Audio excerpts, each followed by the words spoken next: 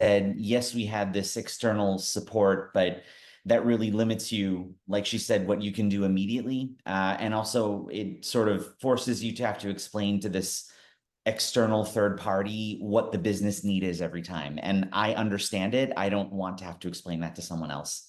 So I want to be able to change it right away, have the user that's requesting that change test it, adjust it immediately, and really have full control over that internally. The other piece of it is there is so much in Salesforce that you can do that we weren't doing.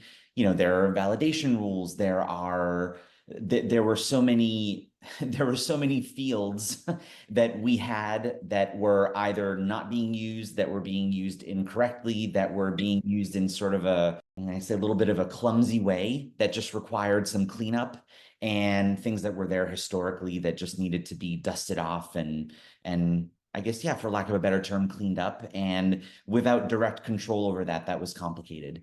So being able to do all of those things and showing the teams that use Salesforce every day that we could react right away, that we had control over changing those things same day or same week, and that the changes that we were making it easier for them to use the tool. It made it a lot easier for them to trust Salesforce, because then they were saying, oh, wait a minute. All right, so I'm putting all this data in and it's showing in a report that's actually accurately reflecting my activity, my sales, my outreach, my pipeline. And now I'm seeing that leadership is looking at this report and this dashboard, and they agree with whatever dashboard they were putting together or looking at separately before.